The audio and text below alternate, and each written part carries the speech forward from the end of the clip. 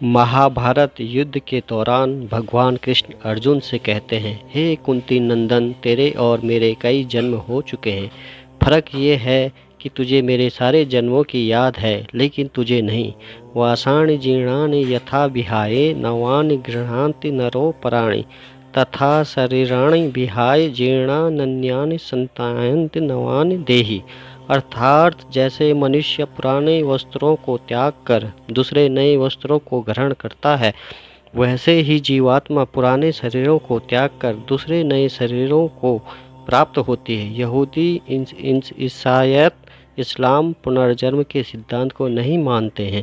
उक्त तीनों धर्मों के समांतर हिंदू, जैन और बौद्ध ये तीनों धर्म मानते हैं कि पुनर्जन्म एक सच्चाई है। यूरोप और भारत में ऐसे ढेरों किस्से मिल जाएंगे जिनको अपने पिछले जन्म की याद है। विज्ञान इस संबंध में अभी तक खोज कर रहा है, लेकिन वह किसी निर्णय पर नहीं पहुंचा है। पूर्व जन्म के कई वृत्तांत पत्र पत्रिकाओं व अखबारों में प्रकाशित हुए हैं। इस विषय पर कई किताबें लिखी जा चुकी है और बहुत सी फिल्में भी बनी हैं। प्रसिद्ध दार्शनिक सुकरात, प्लेटो और पाइथागोरस भी पुनर्जन्म पर विश्वास करते थे। दुनिया की लगभग सभी प्राचीन सभ्यताएं भी पुनर्जन्म में विश्वास करती थी। हिंदू धर्म पुनर्जन्म में विश्वास रखता है। इसका अर्थ है कि आत्मा जन्म और मृत्यु के निरंतर पुनरावर्तन की शिक्षात्मक प्रक्रिया से गुजरती हुई अपने पुराने शरीर को छोड़कर नया शरीर धारण करती है। पुनर्जन्म पर कई लोगों और संस्थाओं ने शोध किए हैं। ओशो रजनीश के नए पुनर्जन्म पर बहुत अच्छे प्रवचन दिए हैं। उन्होंने खुद के भी पिछले जन्मों के बारे में विस्तार से बताया है।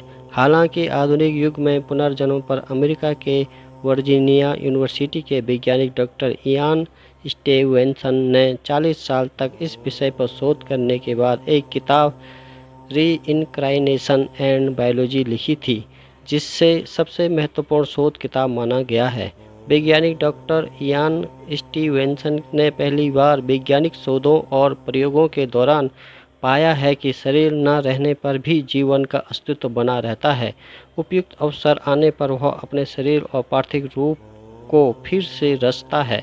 उन्हीं के टीम द्वारा किए गए प्रयोग और अनुसंधानों को रिपीट साइंस एंड मेटाफिजिक्स में सजोते हुए लिखा है कि पुनर्जन्म काल्पनिक नहीं है, उसकी संभावना निश्चित सी है। इस प्रकार बेंगलुरु की national institute of mental health and neuro sciences में क्लिनिकल साइकोलॉजिस्ट के रूप में कार्यरत डॉक्टर सतवंत पसरिया द्वारा इस विषय पर शोध किया गया था। उन्होंने अपने इस शोध को एक किताब का नाम रूप दिया, जिसका नाम है success of recognisation epicritical history of cases in India's. इस किताब में 1973 के बाद से भारत में हुई 500 पुनर्जन्म की घटनाओं का उल्लेख मिलता है। इसी प्रकार गीता प्रेस गोरखपुर ने भी अपनी एक किताब परलोक और पुनर्जन्मांग में ऐसी ही कई घटनाओं का वर्णन किया है। पंच तत्वों का स्थूल शरीर और मन। हमारा यह शरीर पंच तत्वों से मिलकर बना है: आकाश, वायु, अग्नि, जल, धरती। शरीर जब नष्ट होता है तो उसके भीतर का आकाश में लीन हो जाता है। वायु भी वायु में समा जाती है, अग्नि भी अग्नि और जल में जल समा जाता है। अंत में बच जाती है राख, जो धरती का हिस्सा है। इसके बाद में कुछ है तो वह बच जाता है, उसे कहते हैं आत्मा।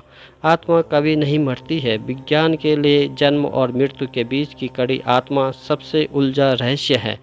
इस आत्मा से जब स्थूल शरीर छूट जाता है या इसका स्थूल शरीर जलकर नष्ट हो जाता है, तब भी उसके पास दो चीज़ें बच जाती हैं, जिसे मन और सूक्ष्म शरीर कहते हैं।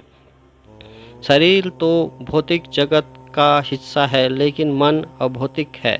यह मन ही आत्मा के साथ आकाश रूप में विद्यमान रहता है। इस मन में उसकी बुद्धि, सभी स्मृतियाँ और अनुभव संरक्षित रहते हैं। मृत्यु के बाद आत्मा सूक्ष्म शरीर में रहकर अगले जन्म मिलने का इंतजार करती रहती है।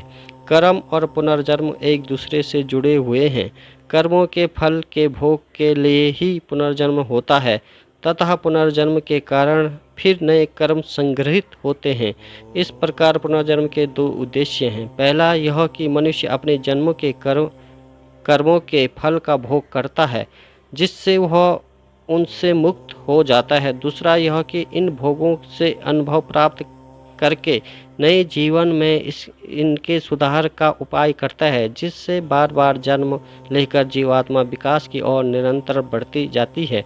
अतः अंत में अपने संपूर्ण कर्मों द्वारा जीवन का क्षय करके मुक्ता अवस्था को प्राप्त होती है। पुनर्जन्म और ज्योतिष कहते हैं कि कुंडली में आपके पिछले जन्म की स्थिति लिखी होती है, यह कि आप पिछले जन्म में क्या थे।